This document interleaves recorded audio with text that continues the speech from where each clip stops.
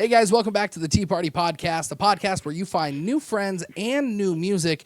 And joining me on this week's episode is a singer-songwriter currently living in the Music City. And Autumn Marie, thanks for jumping on with me. Hey, thank you so much. No, I'm so excited. And before we get too far into this, guys, make sure that you hit that follow or subscribe button so that you get notified the next time that we put out an episode here. But Autumn, let's start off with you. Let's start with the Autumn Marie story. Where did you come from? How did you get to Nashville?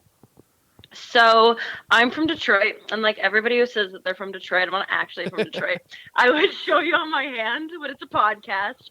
But if you hold up your hand and like a mitten, and you point to the part like kind of at the bottom of your thumb, go a little bit to the left, I'm like right there.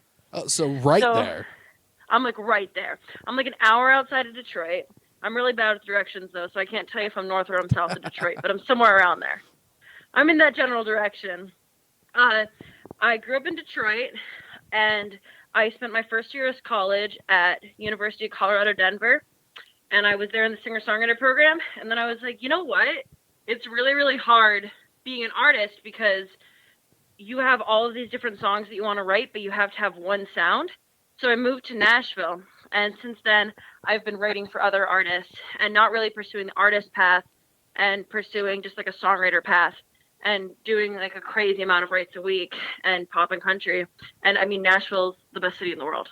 Well, and I didn't know until a few weeks ago that like songwriting majors were even a thing. And, it's the best. And now it sounds like there's not just one at Belmont, which I think you would expect being in Nashville, but there's also one in Denver? Oh, yeah. They have a singer-songwriter program. So I was applying to colleges, and I heard about that one. And it was a state school, and it was a commuter school. So I showed up, and I was so excited. And I roll up, and I realized that it was a tri-campus. So they had 3 campuses on the same campus, basically. And I thought it would be bustling and crazy and everything, because 40,000 students were in a few different buildings, you know? Cool. But nobody was there. It was a commuter school. So I was going to school, and I was living on campus, and I was one of only 400 people out of 40,000 living on campus. Wow. And I was like, wait, this is crazy. Like, Denver's super cool, but, like, there was, like, no campus life and, like, not any of that. So my friend Lindsay was talking, and she's like, you mentioned the school Belmont, though. Like, you should try to apply there. And I'm like, no, I'm good. And she's like, no, just do it. So I applied to Belmont Songwriting Program and thankfully got in. And once I moved to Nashville, I realized there's so much more of a career for it in Music City. You know, you can actually make money just writing songs. You never have to play them. Which is so crazy to me. And songwriting's kind of a weird industry because you don't really make your money by selling your songs necessarily to people all the time. You just kind of give them to people and hope that they do what you want with them. And then if they turn around and make money, then, you know, if it's a big song, then eventually that trickles back down to the songwriter. Yeah, you're making a good point. You could write the best song, but if 3 people listen to it, it doesn't matter. And I don't know, some people have like this misconception of if it's a great song, it'll rise to the top. But wow, like offhand, I can probably think of 15 songs that I think could be number ones that I think only 3 people in this world have ever heard, and I'm one of them. Yeah, and that's, you know, it's a crazy kind of world, and I don't think people understand it unless they're inside of it, especially in country music, with, you know, from the songwriter to the artist to the record label to getting it on radio to actually playing that song in a concert somewhere and that sort of thing. And I come from the other side. I come from the distribution side, the radio side, and that sort of thing. And it's, I think, speaking with songwriters, you get kind of a different perspective of the way that the business works. No, you totally do, because it's also different with songwriters and producers. And when you come to Nashville, a lot of people will group songwriters and producers in the same catalog, you know, in the same, basically in the same type of profession. But it's pretty different because producers will get paid up front. And then they also might get recurring back-end royalties off of those producer points. But songwriters, I mean, producers can produce the worst song in the world, and they're going to get paid just the same amount. Mm-hmm. Songwriters, that has to be a great song for there to be any chance of money, and there has to be a following with the artist. No, absolutely. But let's take a step back for a minute. How did you get into music in general? So I'm super jealous of everybody who had super musical families because I did not. My mom played piano and flute when she was little, but I'm telling you, we don't own a speaker in our house. Like to this day, if I went home today, I can literally promise you there will not be a speaker in that house. There's no Bluetooth speaker. When we listen to music, like for Christmas, we would whip out some Christmas CDs or maybe play some Christmas music on the TV. We'd go to like that Yuletide channel. Mm-hmm. And then in the car, if I asked for it, we would listen to Kids Bop Oh or boy. some like Beethoven parodies. But I mean, there was no music. And it's not that my family hates music. They just don't listen to music. I mean, my dad's going to hate me for telling this story, but I took him to see Paul Simon since his favorite artist in the world is Simon and Garfunkel. So we went last year. And I asked him what his favorite song was. And he had to think for a second before he could even think of a Simon and Garfunkel song.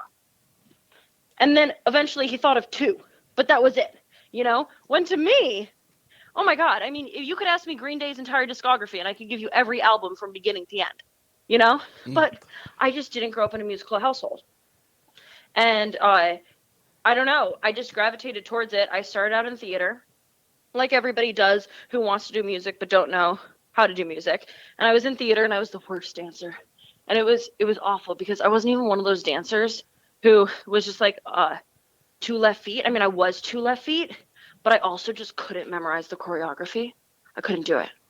I mean, I remember I did Somewhere Over the Rainbow when I was like 7, and they put me in the back row because after half a year, I still could not remember the steps to Somewhere Over the Rainbow. I mean, it was bad. It was really bad. And for years I was doing theater, and I was like, this is like what I like the best, but just because it's what you like the best doesn't mean that's your calling. If that makes any sense. Mm-hmm. So I bridged into School of Rock and I started doing musicianship, and I loved guitar and I loved singing, but I didn't love either enough to major in it.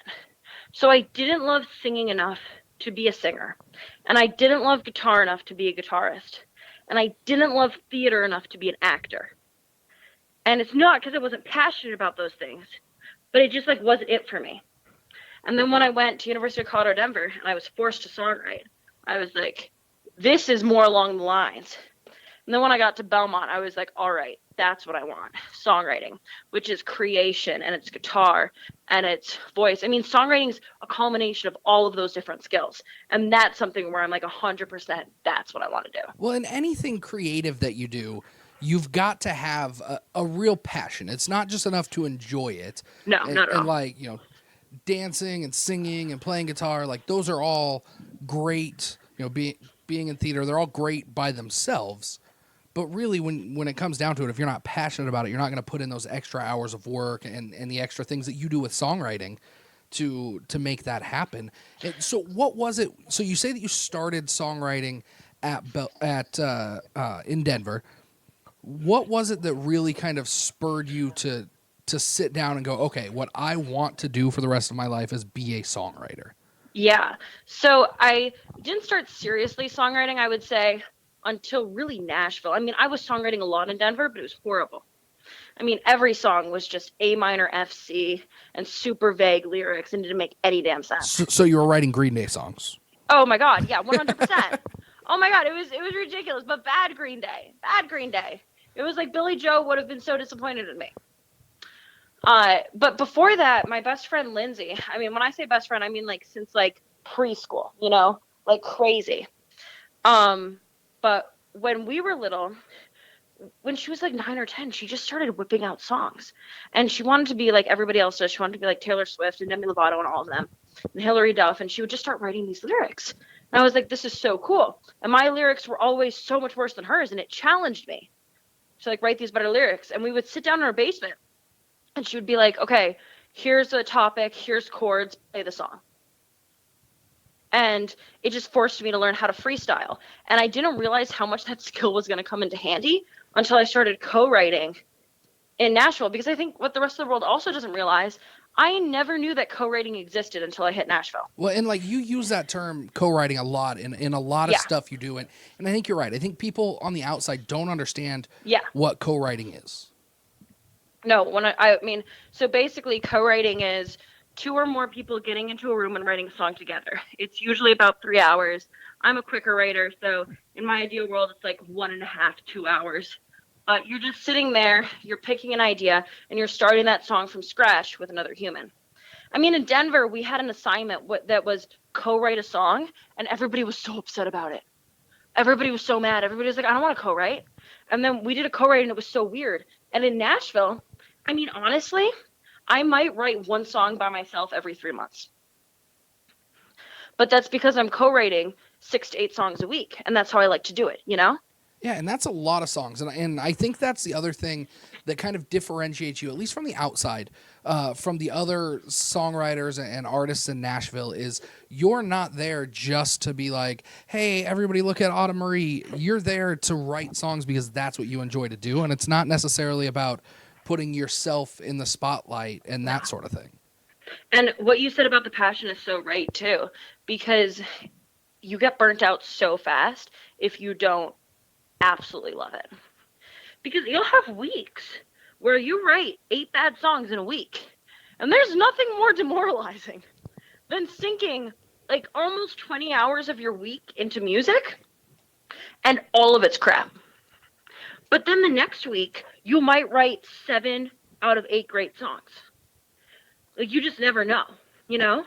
Absolutely. And it's really hard when you're stuck in that awful co-write that you just want to be out of.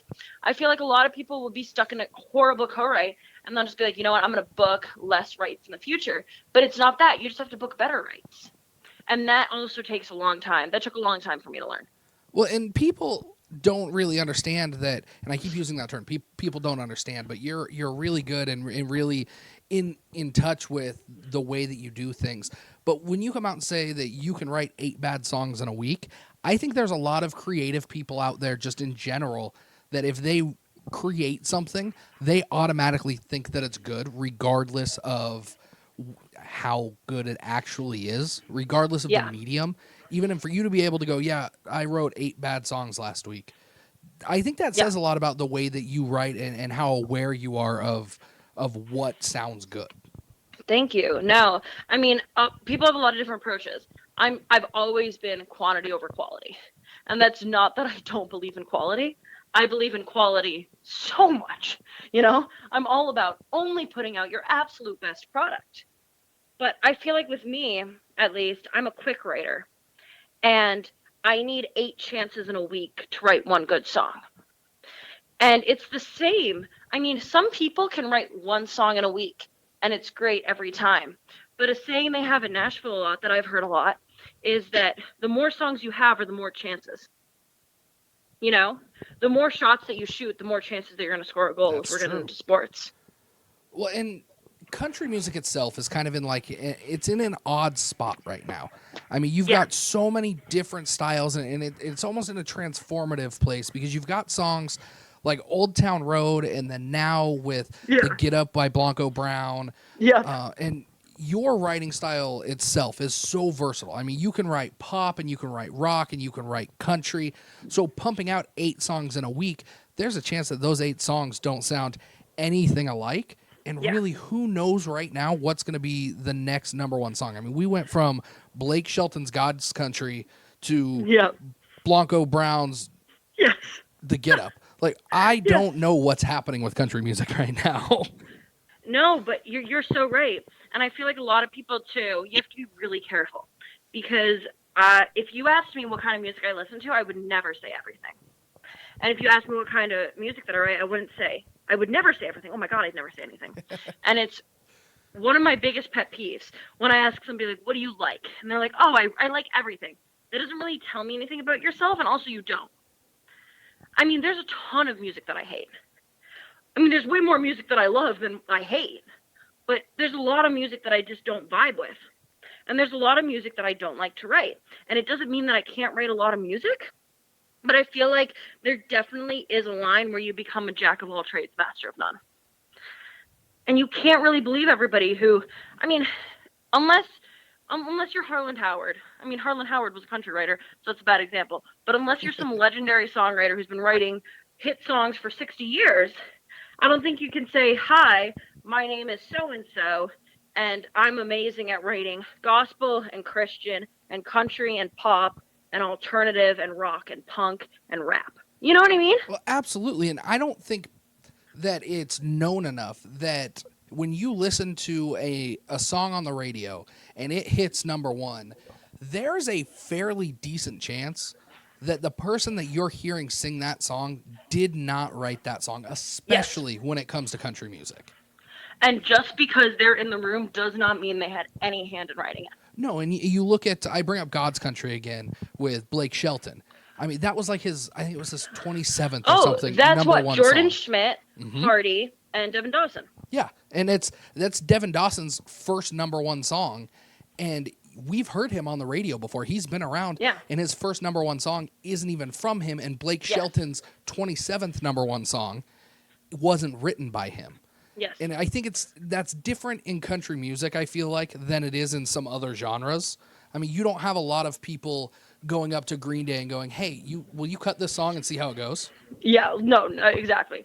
And also, it's a funny, you bring up a question of authenticity. And that's another one of my pet peeves, is when people think that because a song wasn't written by an artist, it's not authentic.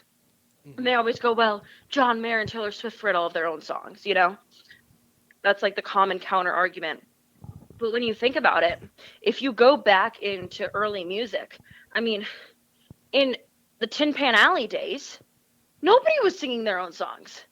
And we don't call them fake. We don't call Frank Sinatra fake. Frank Sinatra didn't write any of his damn songs. That is, that's very true. That's so true. And it just blows my mind because I don't think there's anything inauthentic about cutting a song that you relate with. I mean, I was playing a song the other day at Doghouse Saloon a couple weeks ago, and I wasn't sure if it was any good, and I just wanted to play it and see if it was any good. And if it wasn't, I'm not going to take it personally. I don't take any songs personally. So I just played it, and the girl next to me said, hey, can I cut that? And I thought that song applied specifically to me and pretty much was too specific to translate to anybody else. I played it at this show, and she said, I want that. I 100% vibe with that. And that's crazy to me. That doesn't make her inauthentic at all.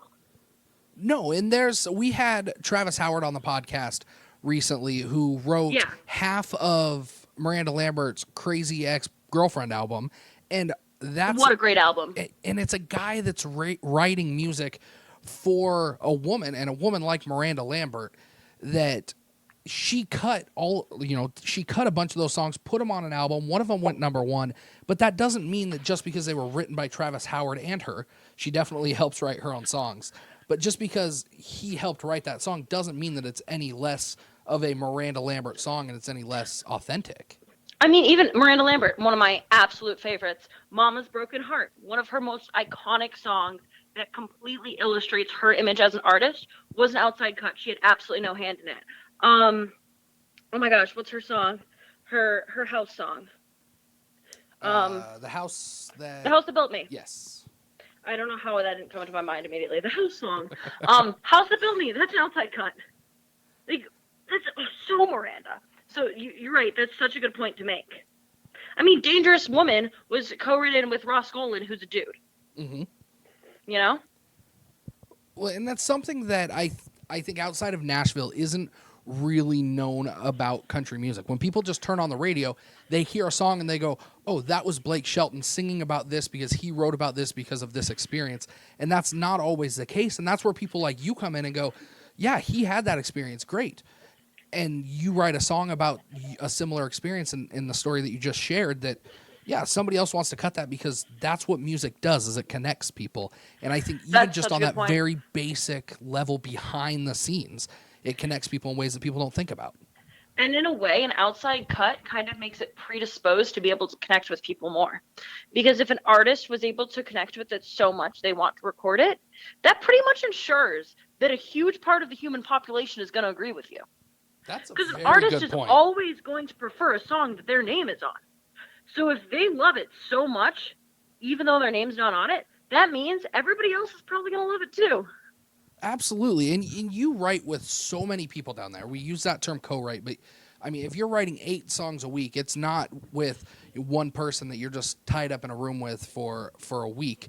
What is it when you look for somebody to write with? Do you look for something specific, or do you just look for anybody that wants to write with you so that you can keep your chops fresh? So I used to do it. I had a rule. I spent about a year, and I made this a conscious rule. And I'm not one to set goals or make cute notebooks or put dreams up on the wall, but I set a goal, and it was I'm gonna write with anybody who asks me to write for a year. And my friends thought I was absolutely insane. And they were like, "You are gonna ruin your life. You are gonna waste your time." And what happened in that year is, let's say 20 writes with people that I wasn't excited to write about.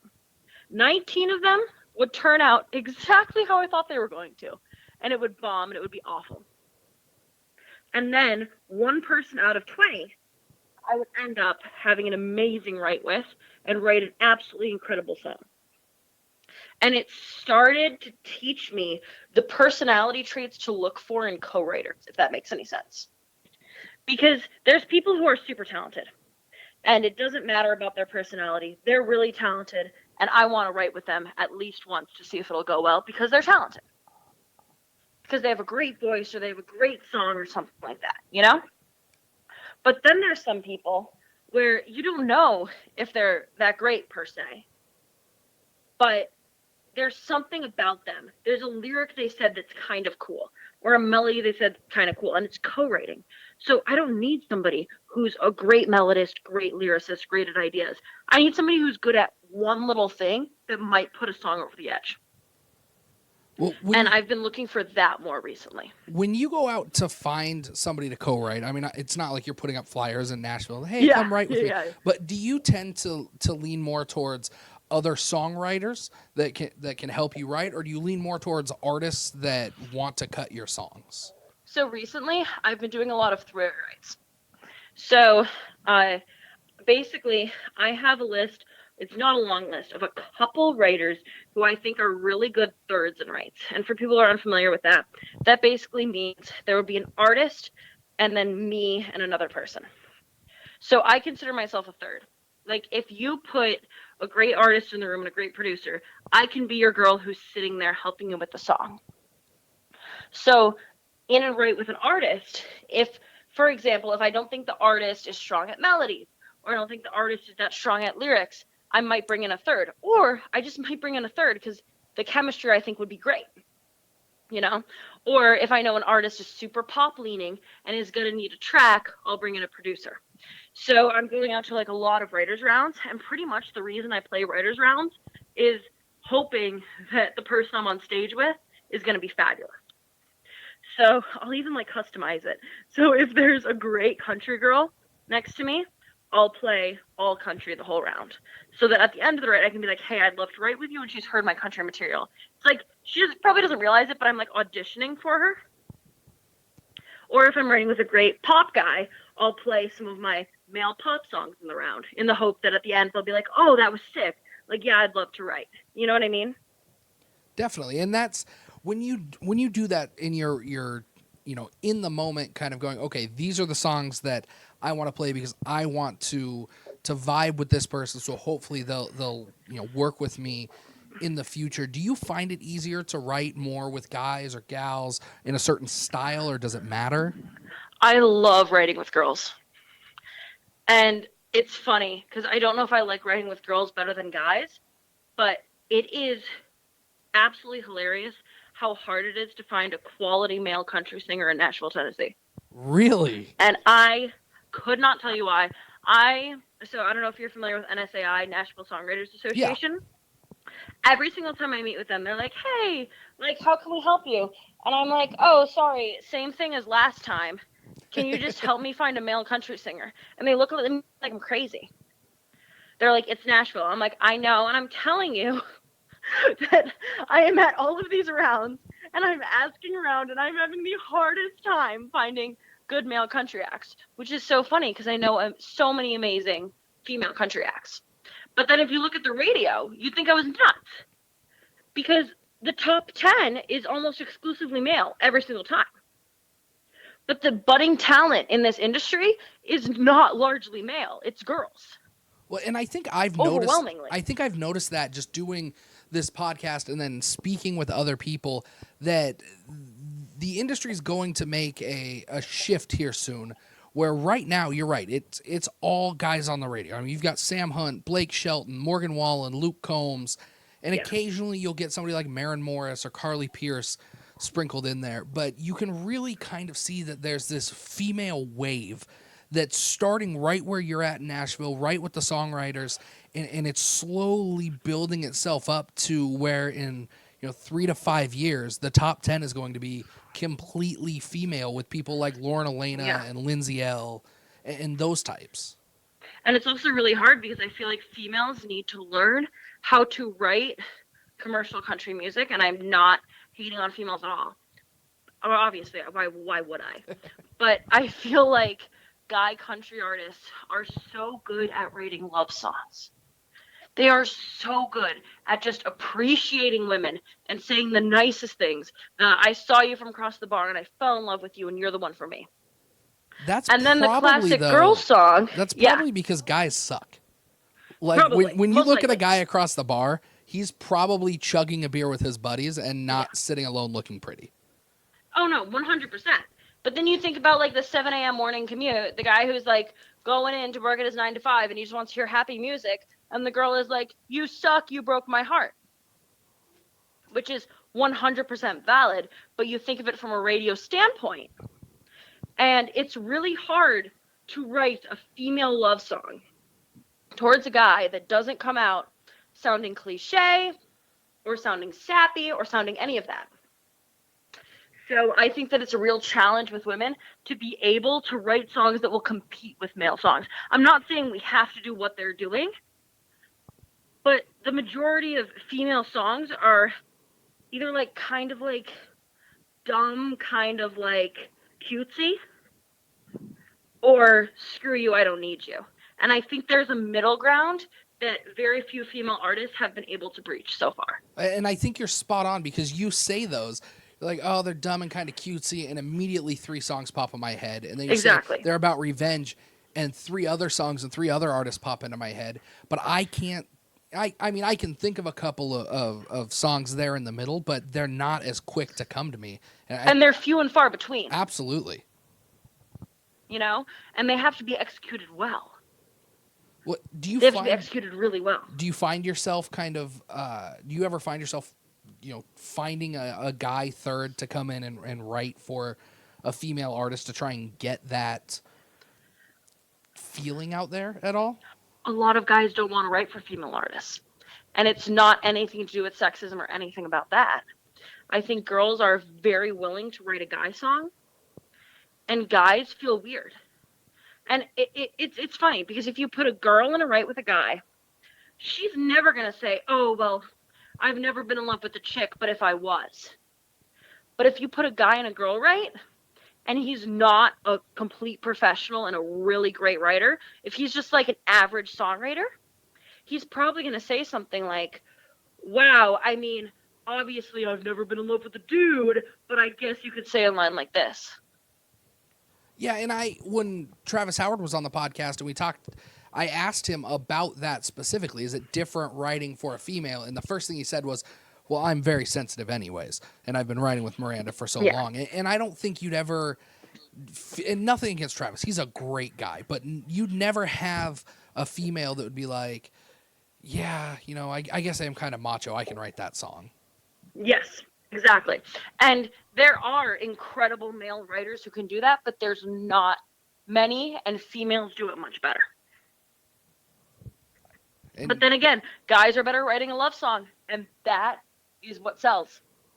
Especially right now in country radio, I think you're spot on. But I do feel like there's this wave that's coming of quality female talent, almost kind of like what we had in the 90s with and I'm so Shania excited Twain about era. it. I am so excited about it. I have been writing with so many absolutely fabulous country females. And I am so excited for them to start getting snatched up by labels, to get snatched up by the radio. Like, I am just like the biggest advocate for these girls because they're badass and they're just going to be absolutely killing it.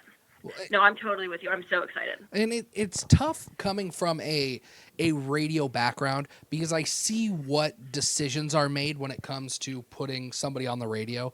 It's not like it used to be in the 90s, at least up here, where you could call your radio station and be like, hey, I heard this artist, please play their song.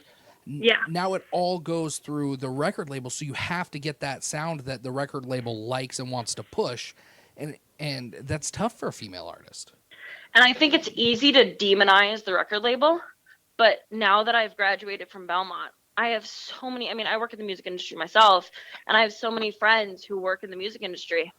And any time now that I hear somebody be like, oh, well, they'll say things like this. They'll be like, well, I wouldn't want to be assigned to a label because I just like don't want to be constricted. I want to follow like the Chance the Rapper model. And it drives me crazy because I have friends who work at these labels. And if you ask any of them, the first thing they would say is, my God, I would never try to constrict the music that my artists are trying to make. I'm just trying to make them even better at what they do, you know? Definitely. And so this idea of the label just trying to monetize them is crazy. Well, and the label wants them to be successful. And I wouldn't even say that it's the label as much as it is country music or country radio. It's not the artist to label politics that gets a song on the radio. It's the label to station politics that gets a song on the radio. And being able to see that on the inside, I could see like how there's certain artists that come up, and there was a really talented artist that played, I don't know, probably 40 miles from here about 6 months ago, named Kenton Bryant. He was playing a little show at a bar in a casino, and I went and I saw him, and he's written songs for Jason Aldean, and he had one that he was talking to Eric Church about that ended up not being cut, and he's toured with guys like Kip Moore, and he's got so much talent. And I went and I talked to my friend at a radio station here. He goes, no, what's his label? We're not going to play that. His label rep hasn't come and talked to us yet. Yes. Like, you guys are missing out on this because you're so worried about getting something from the label in return. Yes, 100%. It's going to shift, though, because of streaming. You know what? That's another thing Absolutely. People are quick to demonize. They're quick to demonize streaming. And I'm quick to be the first one to say that's amazing because guess what? Streaming's better than Napster. That's absolutely true. I've never heard anybody put it that way, but that is spot on. And it's the road to something better. I mean, no. Are the payouts we're getting from Spotify right now great? No. But it's better than nothing. I mean, that's another saying in Nashville. They say 50% of something is better than 100% of nothing. And that's a huge one. And it's, again, you talk about Spotify and places like that, but then you mentioned Chance the Rapper, where he just put his music on Spotify and then, monetized it from there. And I think in the digital age, no matter what you're doing creatively, be it music, podcasting, comedy, YouTube, whatever it is, it seems like you have to start out for free. And eventually you build that following, and then you can monetize that following in whatever way you want to. But that's not something that, creative types from the past have had to do. Completely. But Autumn, let's get into talking about your songs that you write. You've got a couple of songs that you sent me over to showcase here. The first one has a title that draws me right away. It's called Beer Can. Okay, so this is one of my favorite songs I've ever written because it is so dumb. Another huge thing that I'm an advocate for is dumb music. There is nothing, and I say that in the most affectionate way, there is nothing more underappreciated than happiness. That's my personal opinion. I don't know if you've read The Ones Who Walk Away from Home Lost by Ursula K. Le Guin. Yes, but actually. It's a short. You have? I have. Okay, I'm freaking out right now. Freaking out because I love that story. If you guys haven't read it, it's absolutely incredible. But I read it in high school, and basically it's this story about this society where everybody's happy, And it's just like so hard to fathom. I mean, it's so easy to imagine a society where everybody is completely depressed. And it is so difficult to imagine a society where people are simultaneously intelligent and happy. And that's the whole idea of it. But basically, that's my opinion when it comes into songwriting. You know, people be like, "Oh, well, that dumb song, like Happy by Pharrell Williams or something like that." Mm-hmm. I think that it's just as valid to make somebody cry as it is to make somebody laugh or have somebody be happy. So a few months ago, I was writing with Sarah Underwood and Danielle Pulio, and two amazing, fabulous country songwriters. And Sarah came in and she was like, "All right, I have this song idea." And I was like, "What's up?" And she goes, "Beer can." And I was like, "What?"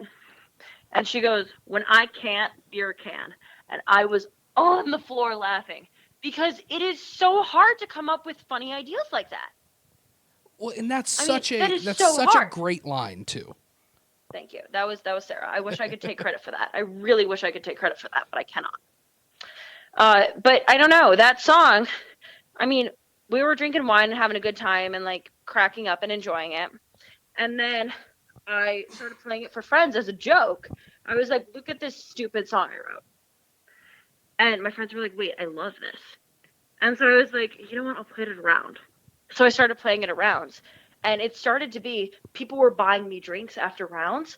Bartenders were walking up to me and saying, "Hey, this girl over there bought you a drink. She says it's for beer can." I mean, it just became this thing. And it's not me bragging about the song. It's just, it came to the point where last week I was playing around. And my friend was like, "Wait, you're not going to play beer can?"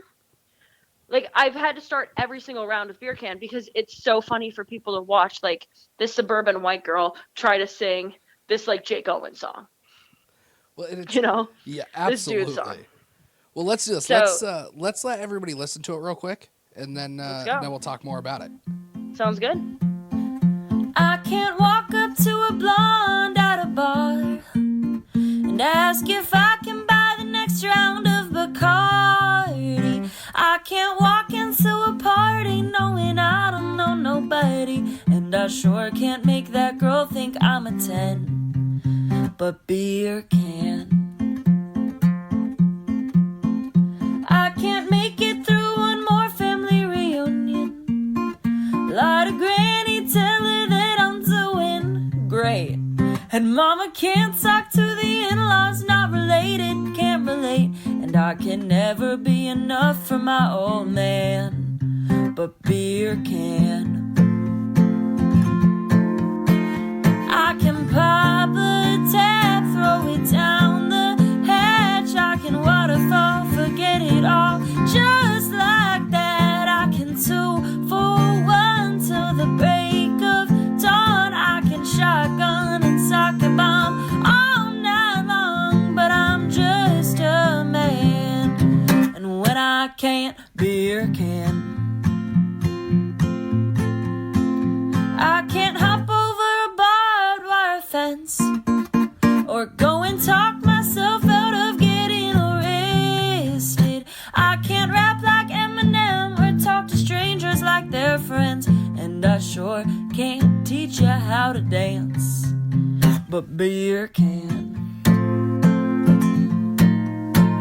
I can pop a tab, throw it down the hatch, I can waterfall, forget it all, just like that. I can 2 for 1 till the break of dawn. I can shotgun and soccer bomb all night long, but I'm just a man, and when I can't, beer can, beer pong, beer rights my wrongs, beer cake, beer draft, beer kiss my rear. I can pop a tap, throw it down the hatch, I can waterfall, forget it all, just like that. I can 2 for 1 till the break of dawn. I can shotgun and soccer bomb all night long, but I'm just a man, and when I can't, beer can.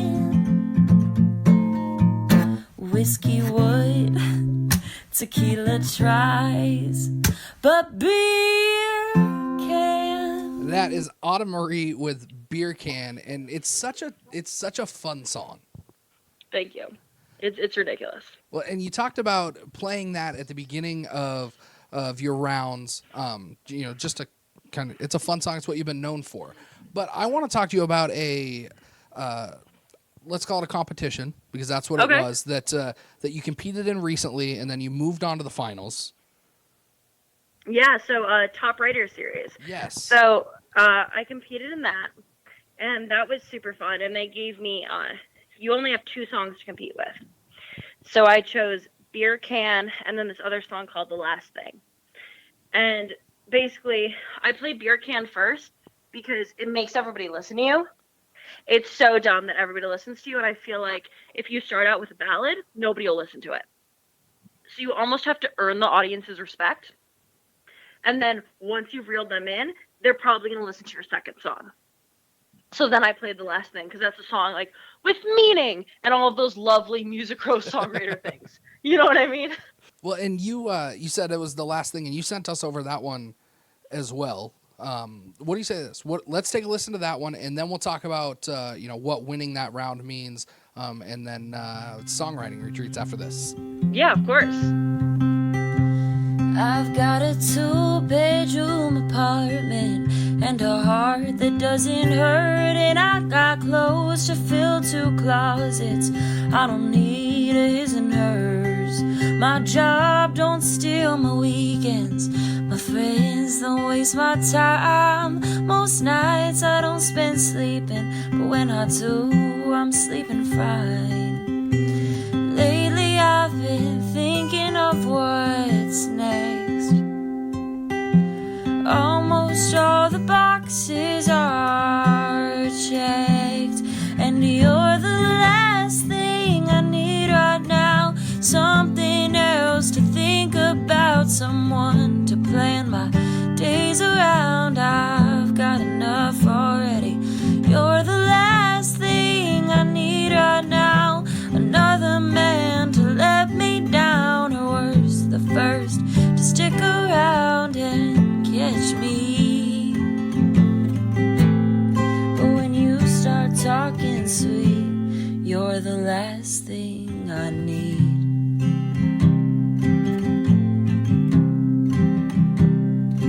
I'm alone, but I'm not lonely. Even though I like my space, I'd kinda like someone to hold me. I'd kinda like a second date, but I don't like it when it's serious. I don't like it when things change. I'd forgotten about my feelings till you said you liked my name, and you're the last thing I need right now. Something else to think about, someone to plan my days around. I've got enough already. You're the last thing I need right now. Another man to let me down, or worse, the first to stick around and catch me. But when you start talking sweet, you're the last thing I need.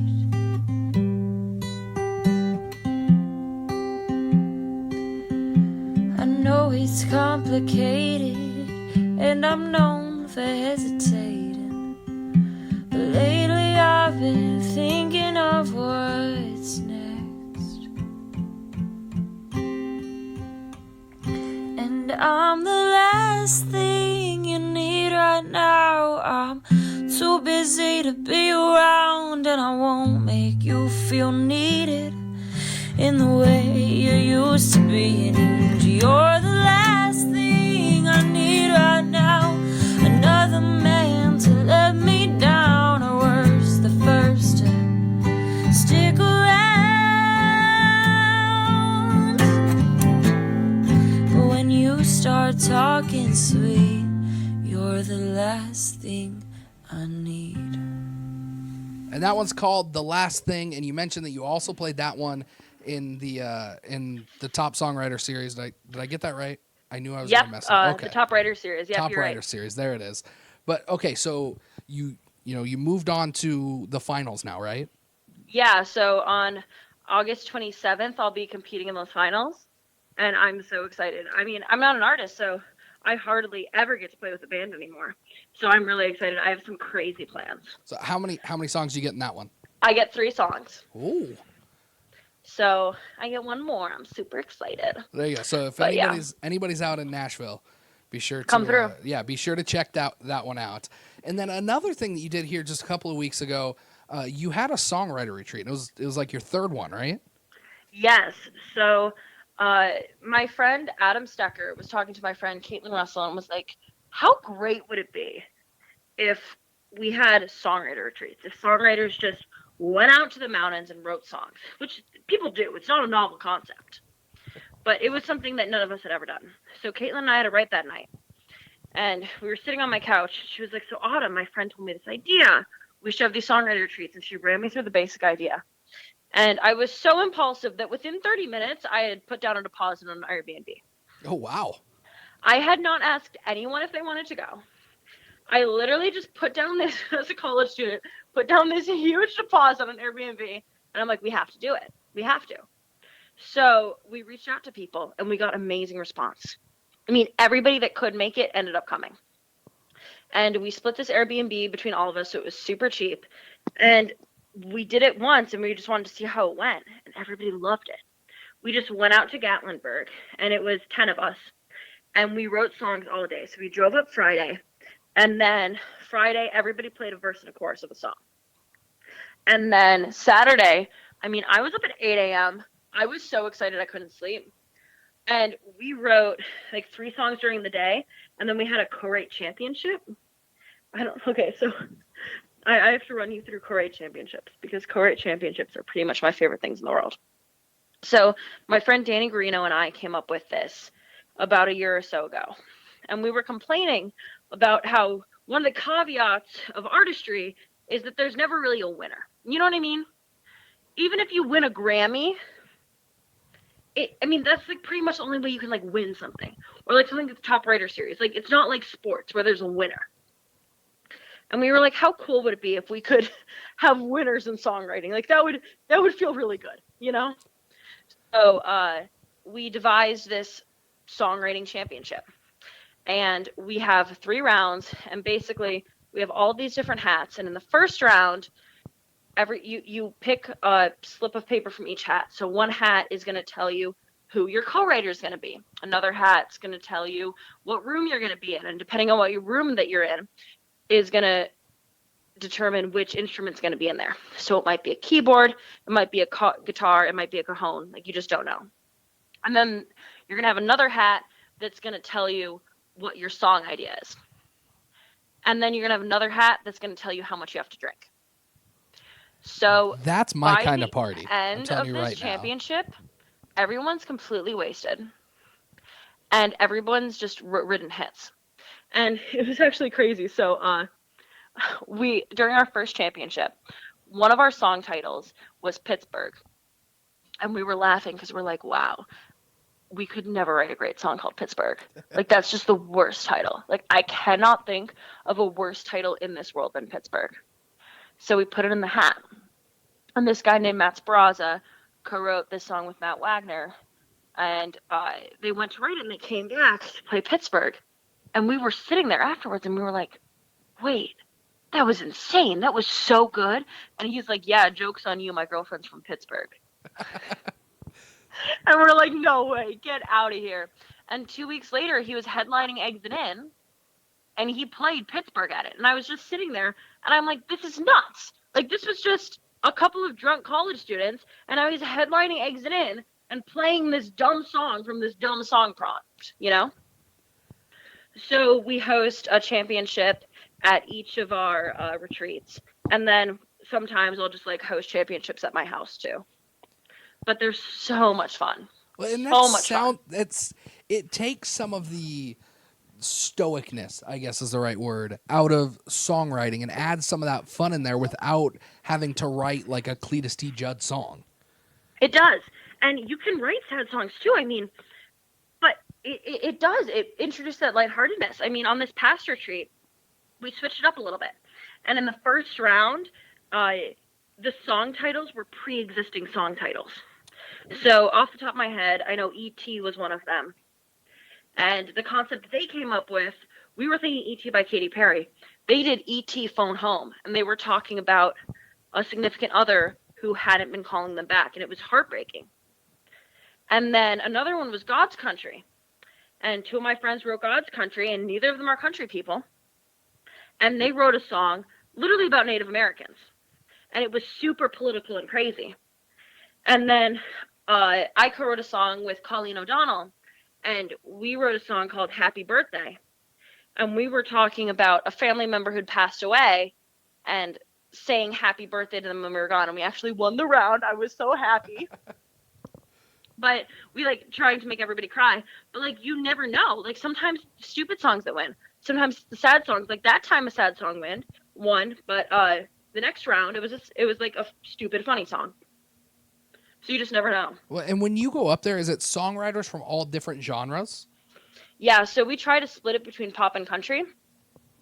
So we'll bring like 10 or 12 songwriters on the retreats, and then we have another one in October, and we're already like devising the roster for that. But yeah, we try to keep it pretty even because it's absolutely amazing. I mean, the Last Thing song that I just played, that song, I wrote that with 2 pop writers. I mean, I was the only country writer in that room. You know, you can write incredible music with people who are not in your genre, because sometimes they just, if you're solid enough in your genre, a different perspective is going to introduce a really cool light to it, which we've really found in our retreats. And I think that's the perk of writing with so many different people like you do, that it's not just the same 3 people with the same 3 ideas, just trying to rework it in different manners. I mean, it really is, you're exposing yourself to all of these different ideas and all of these different styles. Yeah. No, and I mean, it keeps it interesting too. Like, if you're going to be doing that many writes a week, I hope it's with a lot of different people, or else you're going to burn out really fast. Yeah, there's only so much time that you can sit in a room with one person and listen to them talk and sing. Believe me, I've tried. Oh, no, you'll lose your mind. You'll totally lose your mind. You're totally right. Well, Autumn, okay, we've got to wrap this up, but we always wrap it up with what we call the Fast Four. It's just 4 questions. They'll make you think a little bit. And the first one is, what's your favorite place that you've ever played? Favorite place that I've ever played? Okay. I played at a dive bar in Kentucky. Yes. I played at a dive bar in Kentucky, and I'm not even kidding. My friend was playing me and Bobby McGee, and during the final chorus, she's like, "Freedom's just another word for," and then this guy in the back started punching this other dude and literally knocked him out. And I have never been so thoroughly entertained at a writer's round. I was like, I want to play in Kentucky for the rest of my life. It was amazing. It was like the absolute time of my life. He was like out cold on the ground, and the bartender just whipped out a Clorox and was casually wiping down the counter like it was no big deal, and this happens every Tuesday. It was crazy. That's my kind of dive bar. It was the best thing in the world. Okay, next one. What's the best show that you've ever been to that you weren't playing at? Okay. Oh, God, that's also such a good question. I have to go back to Green Day, because I'm a day one Green Day fan, even though nothing I write anymore, at least, is like Green Day. I went to go see Green Day in Chicago, took a plane to see them, did not eat for like 10 hours, was standing in line, did not eat, did not drink for 10 hours, went inside, went right to the pit, like did not go to get water, did not anything, watched that show, literally almost got trampled, and I can say it was 100% worth it. There you go. I mean, I don't know that you can describe a better show, regardless of who you're seeing. No, it was beyond hype. I would relive it every night if I could. Okay, next one. If you could play anywhere in the world, at any venue, what would it be? That is such a good question. Oh my God. I would absolutely love to play at Red Rocks. Everybody says they'd love to play at Red Rocks. But really, it is just so gorgeous. Well, and that's... I could kill Red Rocks in Denver, in Colorado. I mean, not in Denver, but... Yeah, just outside. Well, and so I've had this talk with just about everybody that I can the last few weeks. Do you know what the Gorge is up here in Washington? Yeah. So I've had this talk, and I can talk to 10 people, and 5 of them will say Red Rocks, and 5 of them will say the Gorge is the better venue. Really? And I think I'm partial because I'm in Washington, but I had 2 friends that saw. I went to Eric Church about a month ago at the Gorge, saw both shows that he played there that night, and then a few years ago they had driven down to Denver to see him at Red Rocks, and I asked one of them, okay, what show is better, the Gorge or Red Rocks? And she said Red Rocks, and then I asked my buddy, and he said the Gorge. Okay, so I need to go to the Gorge is what you're saying. Yes, absolutely yes. Down. Down. So I'm assuming that you've been to Red Rocks? Oh, yeah. Living in when Denver? I lived in Okay. Colorado, yep. Okay, here we go. Last one. If you could play with anybody alive or dead, who would it be? Oh my God, that's so hard. Okay. Okay, that's so hard. The pop side of me wants to say John Bellion Okay. or Halsey. The country side wants to say, Miranda Lambert. I think I have to say Miranda Lambert because I can't think of anything more badass than like jamming with Miranda Lambert. Oh, I can imagine. She's got to be like the most fun person in the world to just sit in a room with a guitar. Like, I'm just like thinking of like sheer enjoy. Like, she's not even like one of my top 5 artists. Like, I don't know her catalog well enough, you know? Mm-hmm. But just as a human being, oh my God. I mean, the only thing I want to do in this world is scream Mama's Broken Heart with her. There you go. I mean, that's if there was anybody that, just from this conversation that I could see you just sitting in a room and writing with, it would be her. I mean, that's the dream. Or Hardy. Okay. I don't know if you listen to Hardy. Yes. But although I am the most suburban girl on earth, I would love to be belting Rednecker with Hardy anywhere, anytime. We didn't even bring him up earlier, but he's the epitome of like a songwriter that didn't really get the attention that they deserved for writing somebody else's music. The last Florida Georgia Line album was almost completely written by him, and nobody knows that. Also, Hardy writes some beautiful sad songs, but brilliant dumb country songs. Yes. And it is, by being in Nashville, it is harder to write a brilliant dumb country song than it is to write a brilliant dumb sad song, you know? Oh, I bet. 10 times. I bet. So I have so much respect for Hardy. Well, Autumn, it has been fantastic to have you on here. Where can people find you on social media? So if you go on Instagram and you type in Autumn Marie Music, Autumn like the season, Marie like everybody else's Catholic middle name, and then music, that's me. Or you can go in your little Internet Explorer and type in www.autumnmariemusic.com, and it'll link you up everywhere. Wait a second. Did you just say Internet Explorer? I thought we were going to be friends. No, I should have said Chrome. I don't know why. I should have said Safari. I can't believe that I'm still an Internet Explorer. I think I'm secretly like 55. Yes. Yeah, you absolutely are. If you're still using Internet Explorer, and you might actually be 55 by the time your website loads. Oh, I will. No, 100%. So do not load my website in Internet Explorer is the takeaway. Yes, that one. Use Chrome, but definitely go there. Definitely check her out on Instagram. Autumn, it's been fantastic. We're definitely going to have to do this again because I feel like we can keep talking for another hour. Oh my God, I love it. I'm so happy I got to be on the show. Check out the other episodes too because I was binging them today and they're awesome. Awesome. Well, thank you so much, and everybody out there listening, be sure, like I said, to go check out Autumn Marie because she's great. Her music's great, and I feel like you're going to see her name next to some big songs here in the future. But you're listening to the Tea Party Podcast. Make new friends, hear new music like Autumn Marie. We'll see you in the next one. Awesome. Thank you.